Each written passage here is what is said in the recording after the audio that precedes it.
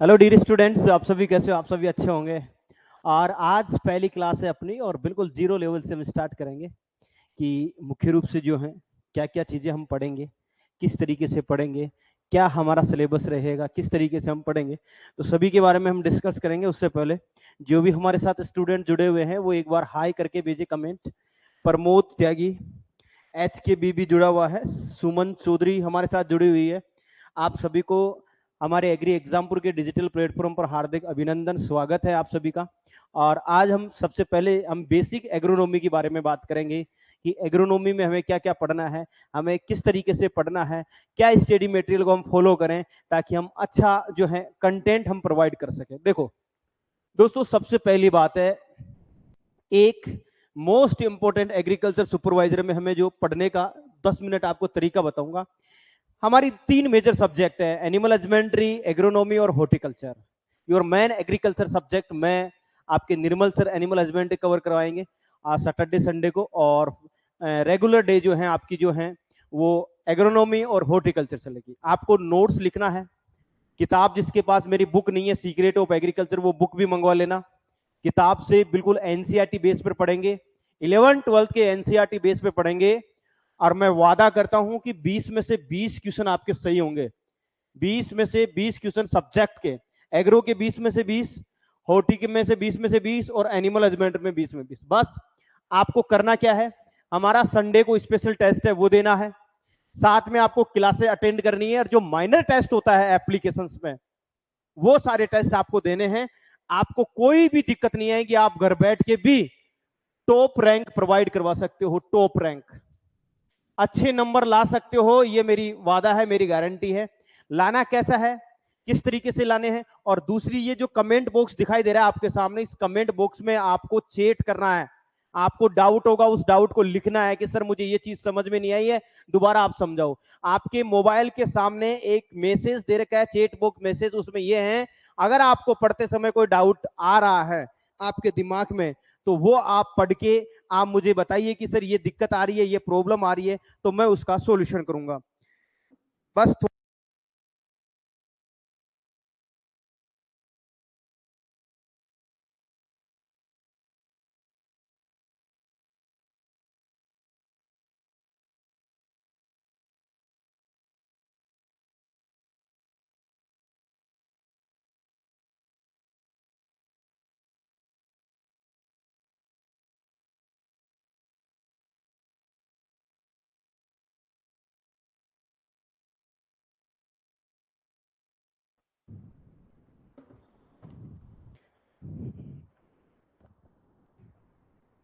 ठीक है, किसी को कोई दिक्कत तो मुझे आप चेट में आराम से, या हाय सर, सर कौन सी क्लास लगेगी?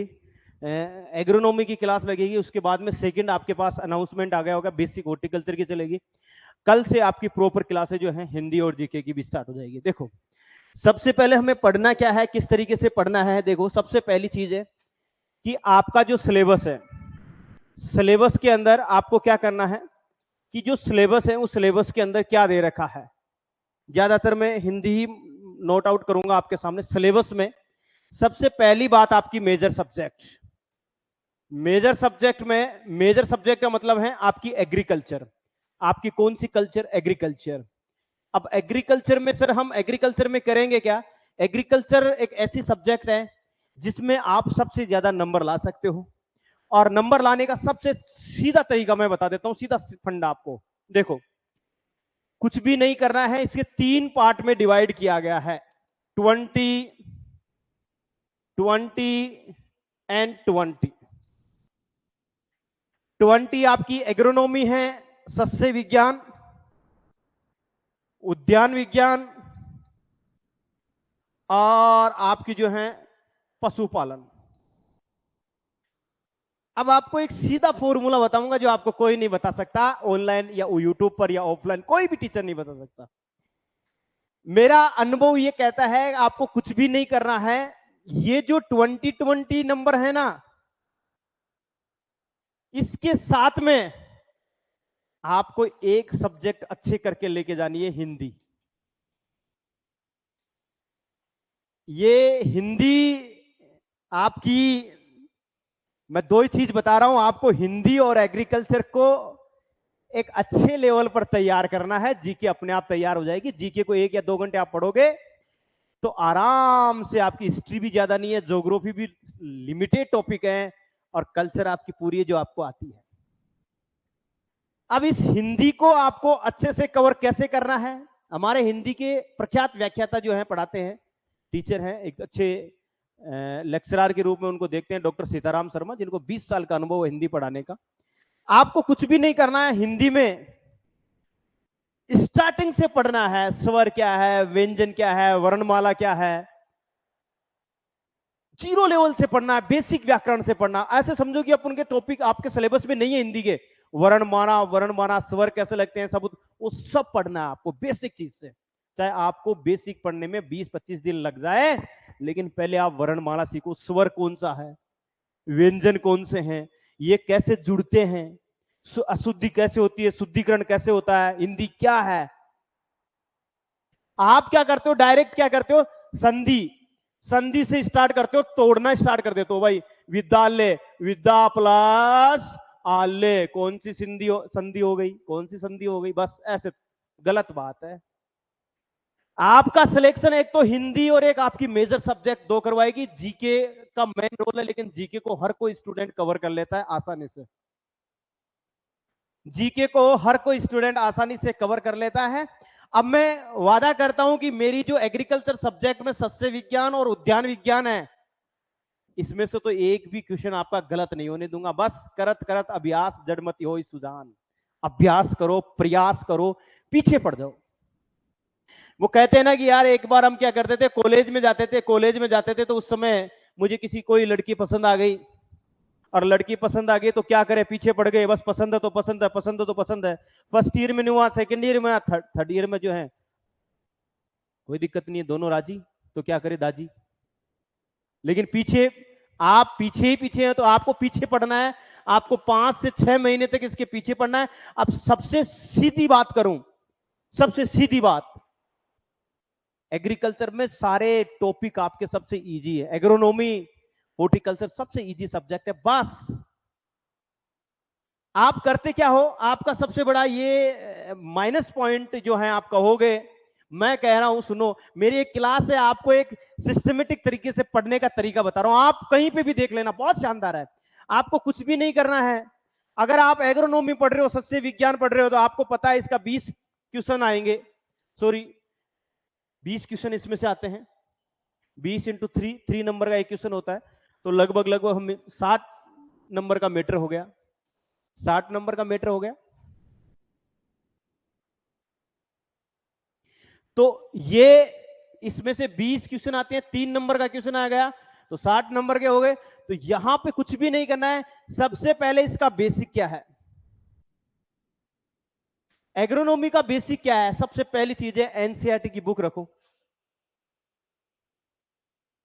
एनसीईआरटी की बुक रखो पास में, प्लस एक एनसीईआरटी बेस में हमारी बुक है secret of agriculture, secret of agriculture book है, वो भी एनसीईआरटी बेस में शानदार बुक है।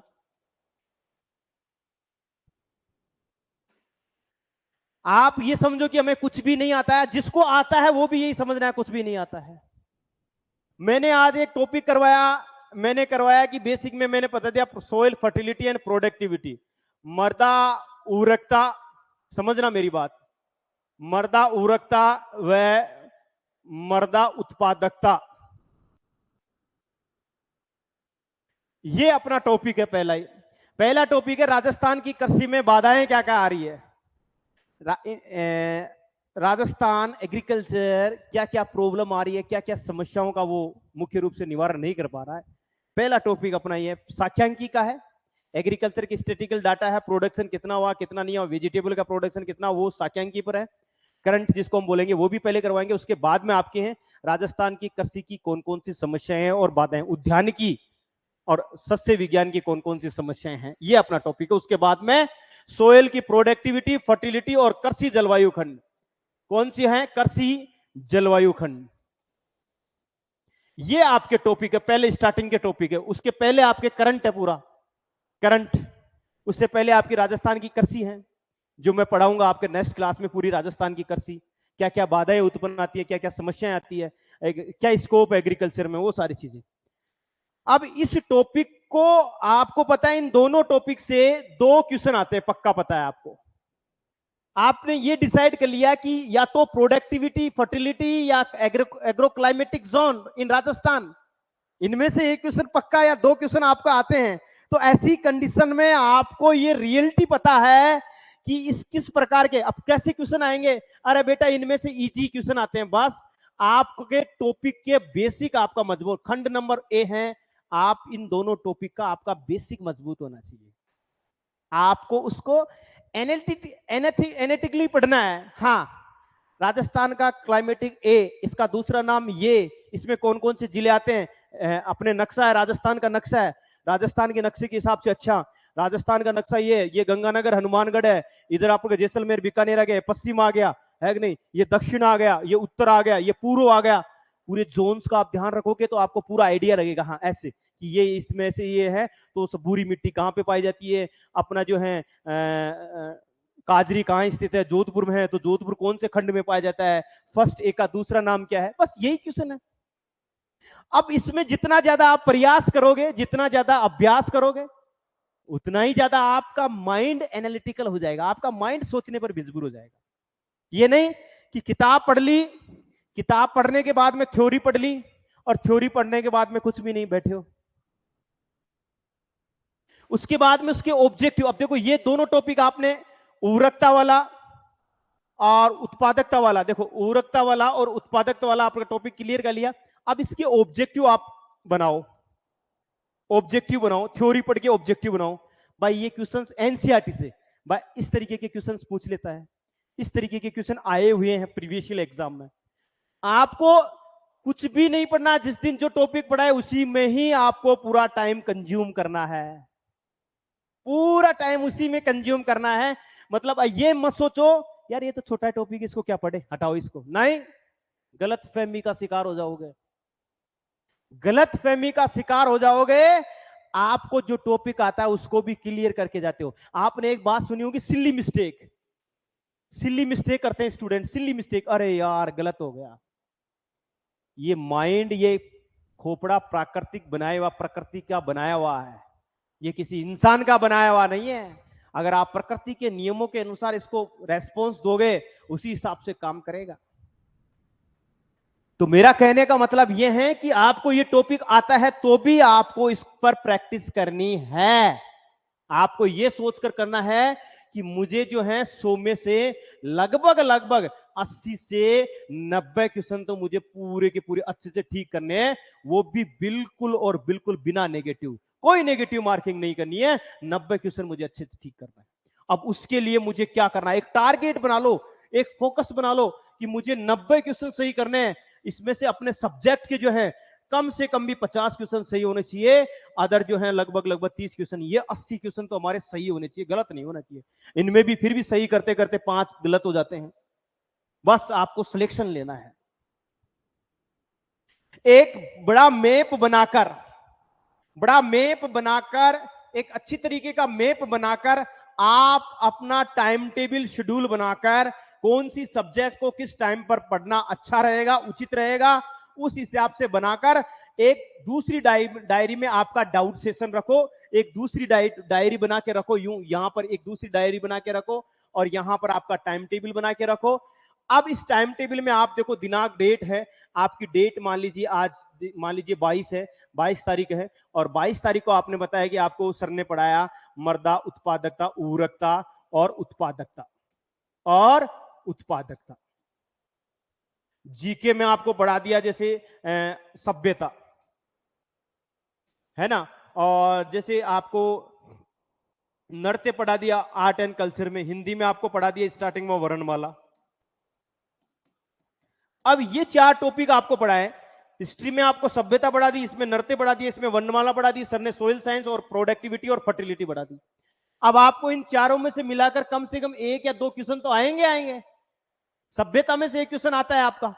तो ऐसी कंडीशन में अपनी डाउट डायरी जो होती है, डाउट सेशन डायरी जो होती है, इस डायरी में सबसे पहले तो इनको समझो कि मृदा, उर्वरकता और उत्पादकता में क्या अंतर है। ऊर्वरकता किसे कहेंगे, उत्पादकता किसे कहेंगे। ऊर्वरकता पहला रूप है, उसका एडवांस रूप कौन सा है।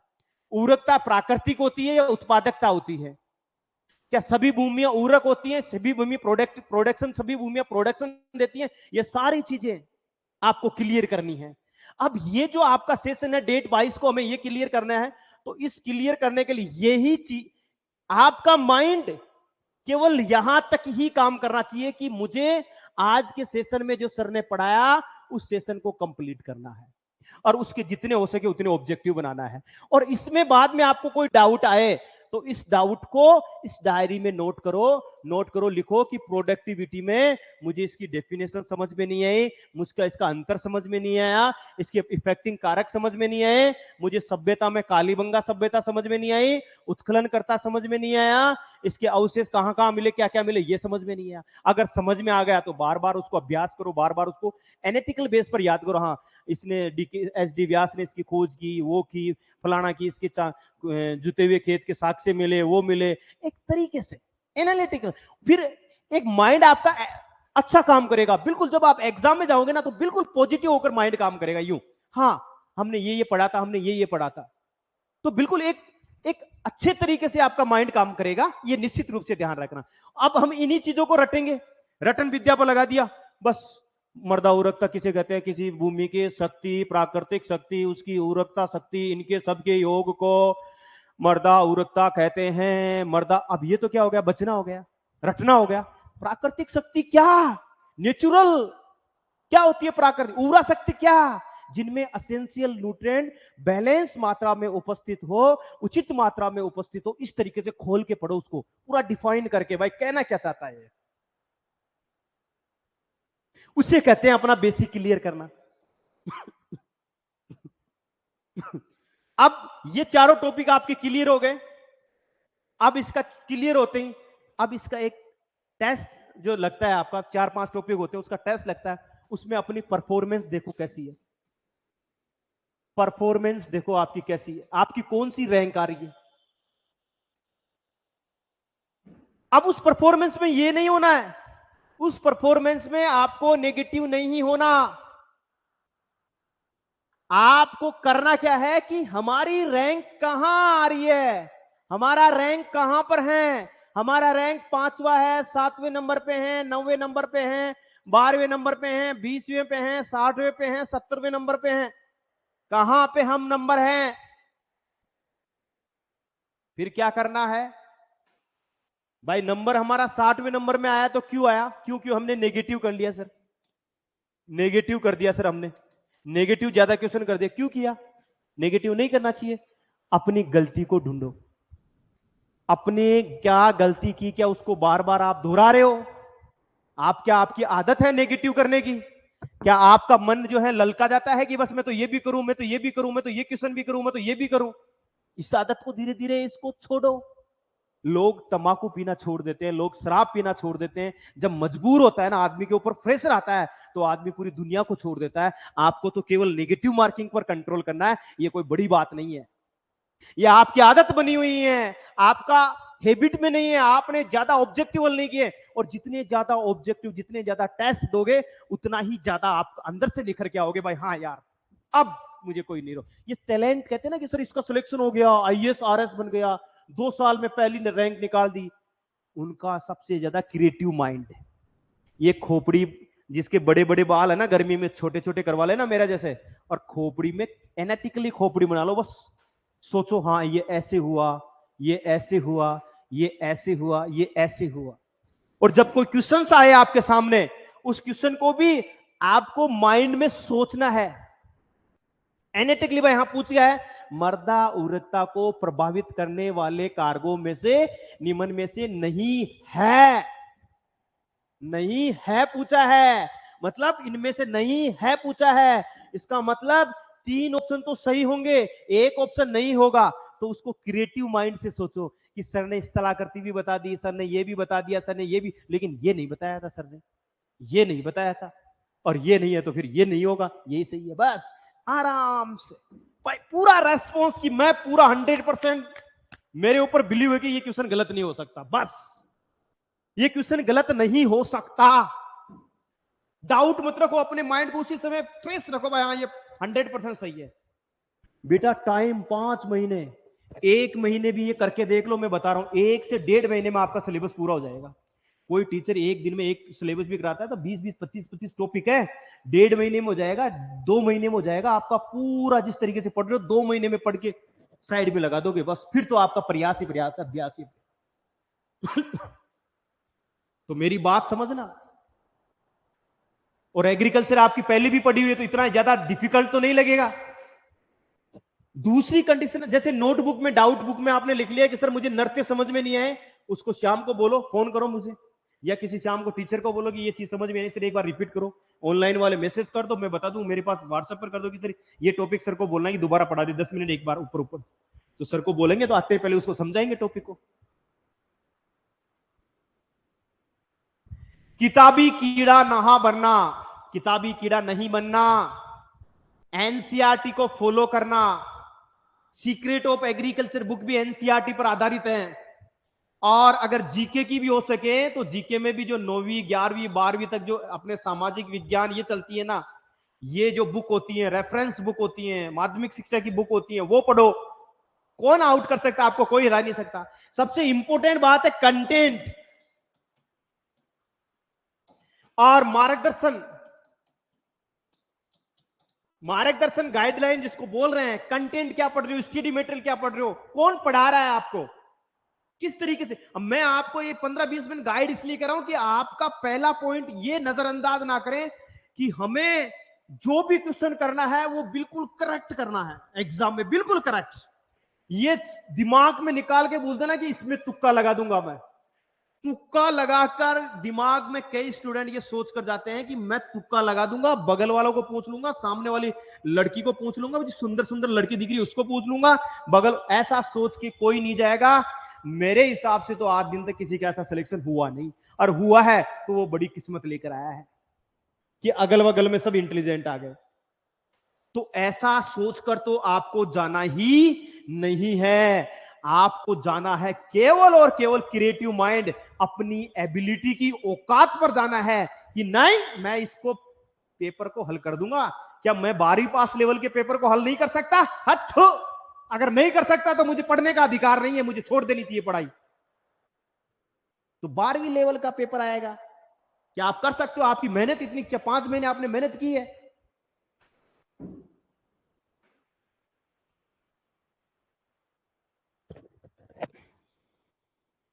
जितना हो सके कंटेंट खुद का लिखा हुआ होना चाहिए, खुद के बने हुए नोट्स होने चाहिए। देखो कंटेंट में पहली चीज है खुद के बने हुए notes, self study material. Self study material होना चाहिए जो खुद का पढ़ा हुआ और खुद से लिखा हुआ और खुद से समझा हुआ हो। उसके बाद में 11वीं 12वीं के नोट्स हो, 11th 12th के एनसीईआरटी बुक हो एग्रीकल्चर की, या कोई रेफरेंस अच्छी बुक हो। ये चीजें आप एग्जाम पर फोकस करोगे। 1000 चीज पढ़ने से बढ़िया है जो चीज पढ़ो उसको अच्छा पढ़ो, सब में एक ही कंटेंट है। और इसके साथ बेटा मेरी एक बुक और ले लेना, क्योंकि मैं हूं secret of agriculture. Secret of agriculture मेरी एक बुक ले लेना, ये बुक भी 11वीं 12वीं पर आधारित बुक है।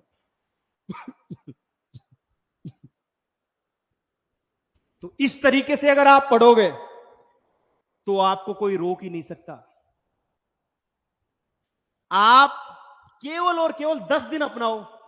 एक बड़ी डायरी रखो, अपनी डायरी रखो, इसमें लिखो सर ने क्या पढ़ाया, डेट डालो सर ने क्या पढ़ाया आज लाइव में। छुट्टी थी उस दिन एब्सेंट लगा दो कि सर एब्सेंट थे, छुट्टी थी, इन क्लास हुई। डेट में 22 तारीख को या 1 तारीख को क्या पढ़ाया, ये टॉपिक पढ़ाया, ये टॉपिक पढ़ाया, ये टॉपिक पढ़ाया। और 3 कॉलम बना लो, 3 कॉलम में 22 तारीख का कॉलम लिखो, एक में जीके लिख लो, एक हिंदी लिख लो, एक एग्रीकल्चर लिख लो। एग्रीकल्चर में 2 सब्जेक्ट लिख लो जो चल रही है, एग्रो और होटी। होटी में ये टॉपिक पढ़ा है, ये टॉपिक पढ़ा, देखो कौन सा क्लियर है कौन सा नहीं है। अपनी माइंड को खुद क्रिएटिव बनाओ, कोई सिखाने वाला नहीं आएगा। और एक डायरी रखो डाउट सेशन की कि ये चीज मुझे समझ में नहीं आई, इसको क्लियर करना है वापस। और उसी टॉपिक के खुद ऑब्जेक्टिव बनाओ, खुद एनालिटिक करके, भाई ये ऐसे पूछा जा सकता है, ऐसे पूछा जा सकता है। और फिर जो टेस्ट होगा संडे को, उसमें अपनी परफॉर्मेंस देखो बिना देखे। चाहे आपकी रैंक सबसे नीचे आए, आपको हार नहीं माननी है, आपको ये नहीं सोचना कि मैं तो 70वें नंबर पर हूं, मेरा सिलेक्शन कैसा होगा। नहीं, आपका ही होगा। अब अच्छा करेंगे, हमारा ही होगा, बेस्ट करेंगे, अच्छा करेंगे, ये सोचकर आप करोगे।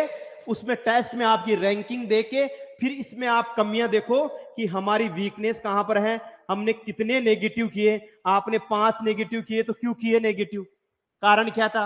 अच्छा, ये सिल्ली मिस्टेक थी, या आपने जानबूझकर इस क्वेश्चन को छेड़ा, या आपको नहीं आता था उसके बाद में भी आप कर रहे हो, या आपको 50-50% आ रहा था तब कर रहे हो। इन सभी कमियों को ढूंढो आप। बेटा इसे कहते हैं स्मार्ट स्टडी। जो इंटेलिजेंट स्टूडेंट होते हैं, मैं कहता हूं वो ऐसे ही करते हैं, कम समय में क्रिएटिव माइंड से अच्छा पढ़ते हैं। आप क्या करते हो?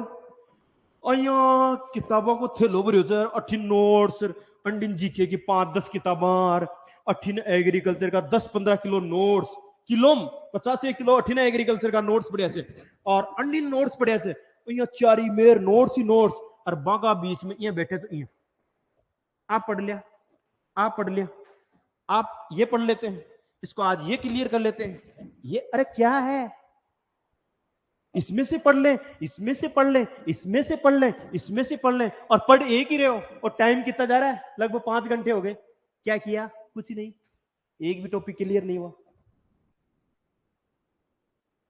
1 साल से मैं हाथ जोड़ जोड़ कर विनती कर रहा हूं, पढ़ा भी रहा हूं, जितना हो सके मैं लाइव भी पढ़ा रहा हूं, जितनी मेरी कैपेसिटी है। बेटा मेहनत तो आपको ही करनी पड़ेगी। मैंने 1000-1000 रुपए लेके कोर्स दिया है, तो मैं पूरा ही थोड़ी उनको आके ही बताऊंगा भाई ये सर आप ही हो हमारे भगवान। तो अरे पढ़ोगे तो तुम ही मूर्ख हो। नहीं सर आप, अरे कुछ चीजें ढूंढो, नेट से ढूंढो, किताबों से ढूंढो, मार्केट से किताबें खरीद के लाओ। एजुकेशन पे जितना पैसा खर्च करोगे उतना ही आपकी जिंदगी बदलने वाली चीजें हैं। किताबें कभी आपको नुकसान नहीं पहुंचाएगी। आपका सिलेक्शन नहीं होगा तो आप अपने बच्चों को तो ज्ञान दे सकते हो, भाई मैंने ये किताबें पढ़ी हैं, मुझे ये नॉलेज है, मैं एक एजुकेटेड हूं। जब किताबें नहीं पढ़ोगे तो चाहे आपके पास डिग्रियां कितनी हो, आपने एमए, बीएड, बीबीएड, पीपीएड 50 डिग्रियां की, नॉलेज 0/0 है, तो क्या करोगे डिग्रियां का? कुछ नहीं है। जब तक किताबें नहीं पढ़ोगे, जब तक नॉलेज, अब किताबें में भी सिलेक्टिव कंटेंट पढ़ो, जो आपके खुद के हाथ के बनाए हुए नोट्स, 11-12 की एनसीईआरटी, या एक आपको जीके की एक बुक लेनी है जिसको आप बार बार प्रेफरेंस दे रहे हो, भाई मैं यही पढ़ता हूं बार बार। बेटा जीके एक जैसी होती है। राणा कुंभा भी वही होगा, अलग किताब में नहीं, वो तो लैंग्वेज इजी कर देते हैं, जैसे ओहो बढ़िया अच्छा किताब, बढ़िया अच्छा मस्त है, बस थिंकिंग चेंज कर देते हैं, माइंड की साइकोलॉजी चेंज कर देते हैं, ये पढ़ो ये पढ़ो। अरे कितने यूट्यूब पर है, कितने टीचर्स हैं, वो आपके माइंड को इधर उधर घुमा देते हैं, ये पढ़ो ये छोड़ो ये पढ़ो। अरे क्या आपका माइंड क्या कह रहा है, आप वो पढ़ो, जो आपको अच्छा लगता है वो पढ़ो, जो चीज आपको पसंद आ गई वो पढ़ो, जो किताब आपको पसंद आ गई जिसमें आप अच्छे से अंडरस्टैंडिंग कर सकते हो वो पढ़ो। क्या है? कुछ भी नहीं। सिस्टमेटिक तरीके से चीजें पढ़ोगे तो आगे जाकर बहुत अच्छा आपको इसका परिणाम मिलेगा। अब मैं आपको जो है मोस्टली मैंने आपको गाइड किया, मोस्टली आपको मैंने समझा, इसलिए समझा क्योंकि बेटा आप सब डिस्टर्ब हो।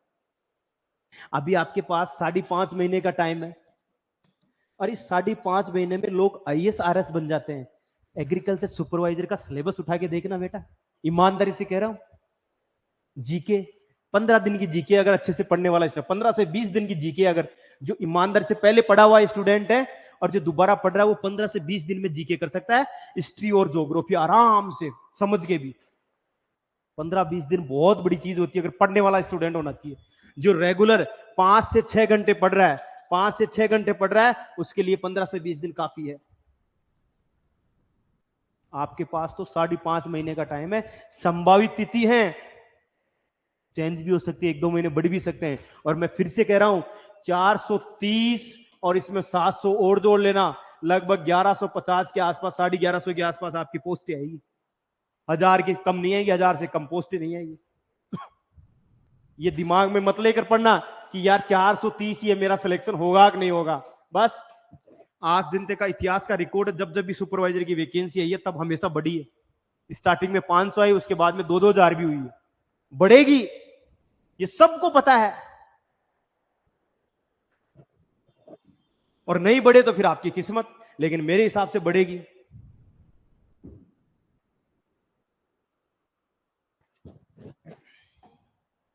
ठीक है, तो इस तरीके से मैंने आपको चीजें बताई हैं, इस तरीके से मैंने आपको बताया कि सारी चीजें इस तरीके से करनी है। अब जो हम पढ़ेंगे, सबसे पहले हमारा पहला पार्ट है, वो पहला पार्ट हम कवर करेंगे। आपको नोट्स, मेरे हाथ से लिखे हुए नोट्स बनाना है, लिखना है, कोई टाइम पास नहीं करेगा। जो मैं लिखा हूं उसको बिल्कुल सुंदर राइटिंग में लिखना है, नहीं तो अगर नहीं लिखोगे, देखते रह जाओगे तो बोर हो जाओगे पढ़ते पढ़ते। आपको जैसे जैसे मैं लिखा रहा हूं वैसे वैसे लिखना है। सबसे पहले हम पढ़ेंगे हमारी जो सब्जेक्ट है मेन, उस सब्जेक्ट के बारे में पढ़ेंगे, सस्य विज्ञान के बारे में। देखो सस्य विज्ञान क्या होता है, आप ऐसे समझना, एग्रोनॉमी, एग्रीकल्चर को, एग्रीकल्चर जो है ना, कृषि विज्ञान, इस कृषि विज्ञान में पहले, सबसे पहले पर्सनल था 3 सब्जेक्ट का स्टार्टिंग में, 1965-70 की पहले की 70, 75, 80, इन शताब्दी, इन दशकों में एग्रीकल्चर में मेजरली 3 ही पार्ट होते थे। एक होता था सस्य विज्ञान जिसको बोलते हैं एग्रोनॉमी, और एक होता था अपना जो है उद्यान विज्ञान, और एक आपका होता था तीसरे नंबर का पशुपालन। और एग्रीकल्चर की मोर ढांचा सब्जेक्ट ये 3 ही है, सस्य विज्ञान, उद्यान विज्ञान और पशुपालन। आप कहीं पे भी देख लो, किसान जो खेती करता है, किसान जो खेती करता है उसको सबसे ज्यादा इन 3 सब्जेक्ट का नॉलेज होता है, एग्रीकल्चर, सस्य विज्ञान, उद्यान विज्ञान और पशुपालन। इन 3 का जब हम मेल करेंगे तो तीनों सब्जेक्ट आपके सिलेबस में दे रखी है, 20 क्वेश्चंस, 20 क्वेश्चंस, टोटल मिलाकर आपके कितने क्वेश्चन हो गए, 60 क्वेश्चन। ये जो 60 क्वेश्चन है, इसमें से आपको मैक्सिमम स्कोर करना है। 60 में से आपको 50 से 55 क्वेश्चन आपके रसगुल्ले वाले सर आपके सही कराएंगे, ये मेरा वादा है। कैसे सही कराएंगे ये तरीका मैं ही जानता हूं। बस पढ़ रहे हो तो लिखते रहना नोट्स, लाइब्रेरी में बैठे हो तो नोट्स लिखते रहना। मैं लिखाऊंगा गोल्डन लाइन, लिखाऊंगा गोल्डन लाइन एनसीईआरटी की, मेरे सीक्रेट ऑफ एग्रीकल्चर बुक से। देखो अब इस सस्य विज्ञान का क्या महत्व है, सस्य विज्ञान क्या होता है, आप छोटी सी एक एनालिसिस करना।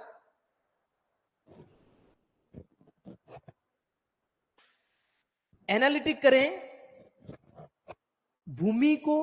सस्य विज्ञान किससे जुड़ा हुआ है, फसल से जुड़ा हुआ है, फसलों से जुड़ा हुआ है। और फसल किसके साथ कौन सा संबंध है, सोइल का। बिल्कुल मैं इजी लैंग्वेज में पढ़ा रहा हूं, देसी भाषा में पढ़ा रहा हूं, ऐसा कोई नहीं पढ़ाता, डायरेक्ट टॉपिक स्टार्ट करता है। अब फसलों का संबंध किससे है, सोइल से। सोइल का मतलब मृदा। अब बिना मृदा फसल नहीं उग सकती, तो सस्य विज्ञान के साथ साथ हमें मृदा विज्ञान भी पढ़नी है। मृदा विज्ञान का ज्ञान भी होना जरूरी है। हमें किसका ज्ञान भी होना जरूरी है, मृदा विज्ञान का ज्ञान भी होना चाहिए। इस सस्य विज्ञान की एक और ब्रांच मान लो या मेजर मान लो, इसके साथ साथ हमें सोयल साइंस का जानकारी होनी चाहिए, हमें मृदा विज्ञान की जानकारी होनी चाहिए। अगर हमें मृदा विज्ञान की जानकारी है तो हम सस्य विज्ञान भी अच्छे से पढ़ लेंगे। मैं कह रहा हूं कैसे, कि ये सस्य, सस्य का मतलब एग्रोनॉमी। अब इंग्लिश टर्मिनोलॉजी सबसे ज्यादा मानते हैं कि अंग्रेज इंग्लिश छोड़ गए तो हम एग्रोनॉमी लिख देते हैं, ये लो एग्रोनॉमी लिख दिया, तो एग्रोनॉमी से अच्छे समझ में आए। एग्रोनॉमी का मतलब होता है, सीधी सी भाषा में बात करूं यहां पर, हम देखो एग्रोनॉमी का मतलब होता है कि प्रबंध करना, एग्रोनोमस से लिया गया है, मतलब एग्रो प्लस नोमस, भूमि का अच्छे से प्रबंध करना, मैनेजमेंट करना। कैसे कैसे सर, देखो एक किसान है और किसान के पास ये भूमि है, 1 एकड़, 1 हेक्टर भूमि है। अब इस 1 हेक्टर में वो कुछ फसलें लगाना चाहता है, रबी की लगाए, चाहे खरीफ की लगाए, चाहे जायद की लगाए। रबी खरीफ में आपको बताऊंगा, कोई दिक्कत नहीं, क्लासिफिकेशन पढ़ाऊंगा तब जीरो से पढ़ाऊंगा।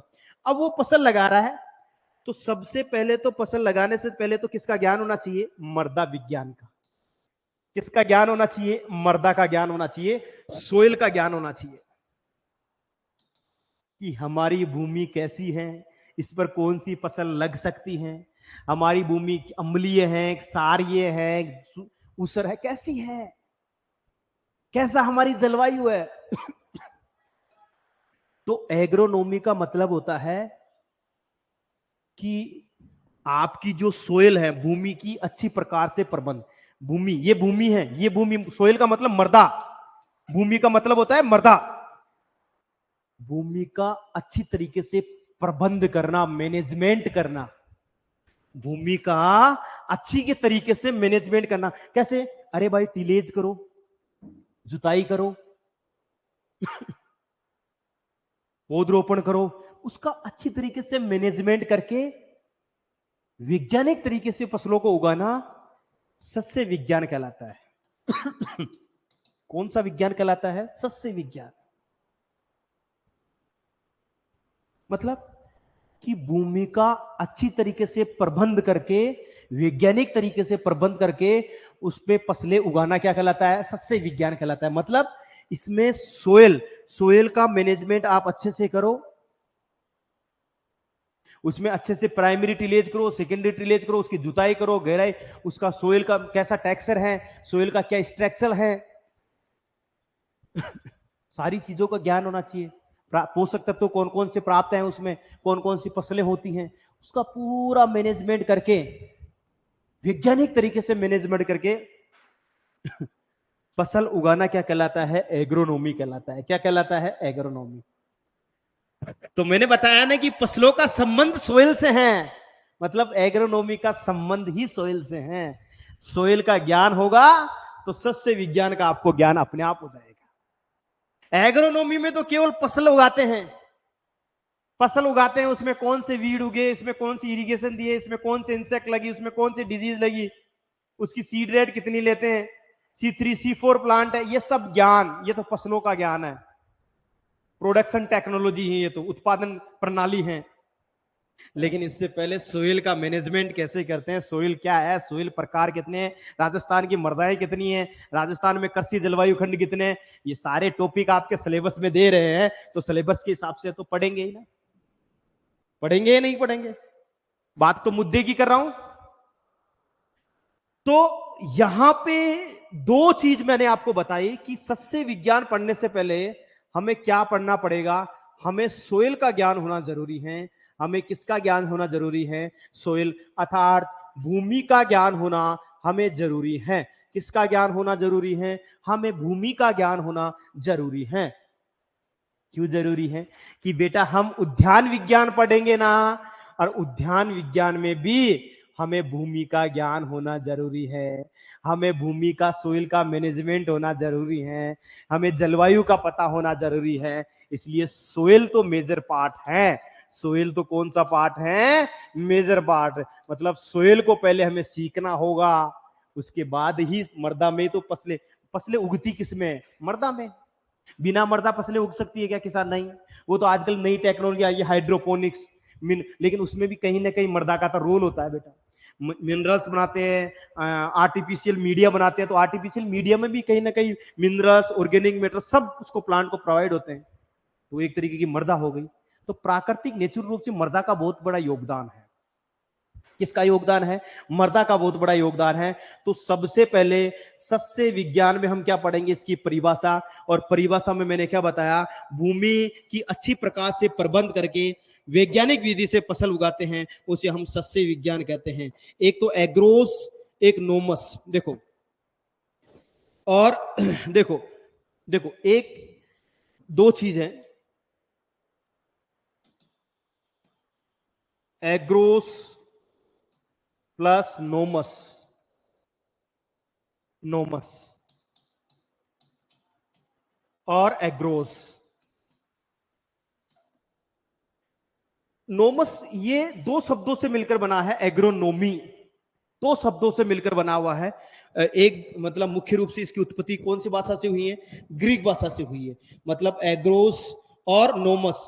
एग्रोस का मतलब होता है, एग्रोस का मतलब होता है, या एग्रोम्स, एग्रोम्स का मतलब होता है, इसका मतलब होता है भूमि।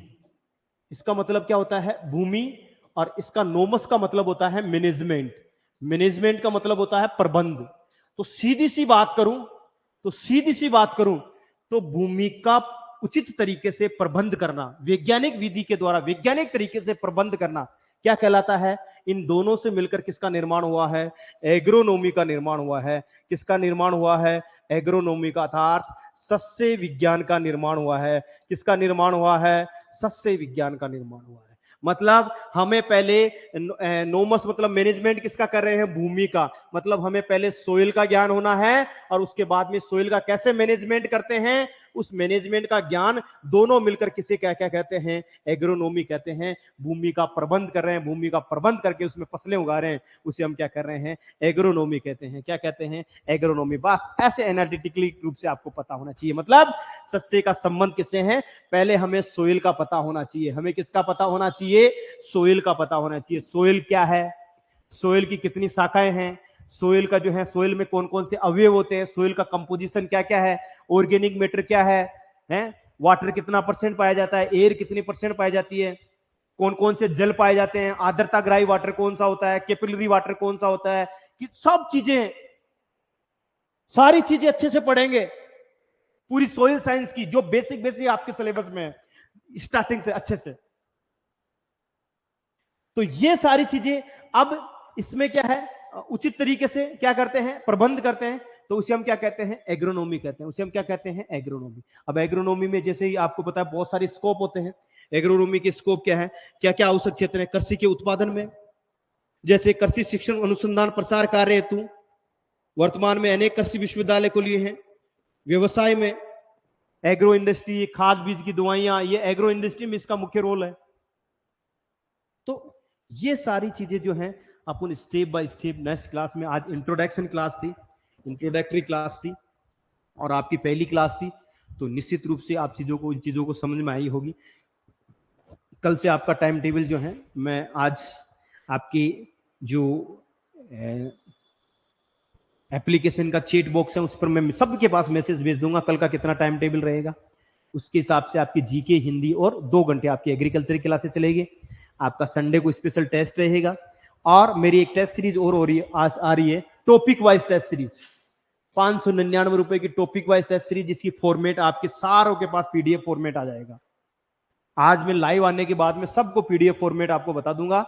इस तरीके से ये पीडीएफ फॉर्मेट रहेगा। जिसको भी ये टेस्ट सीरीज चाहिए वो ये टेस्ट सीरीज ले लेना।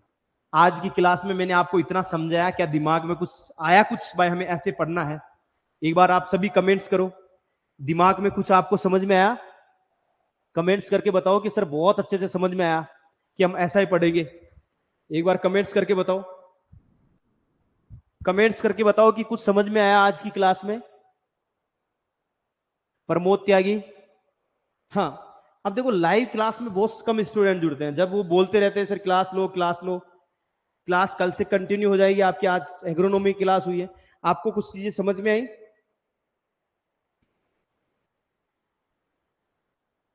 मैंने जो आपको मोटिवेशन किया है, जो मैंने आपको बताया है, आप क्या ऐसे पढ़ोगे? कोई भी कमेंट नहीं कर रहा। सर बहुत अच्छा लगा, बहुत बहुत धन्यवाद बेटा, ऐसे ही करना है। मेरी हमेशा इंट्रोडक्टरी क्लास ऐसी होती है। तो आपको जो चीजें समझ में आई, जो नहीं आई, उसको इस तरीके से कैचअप करना है।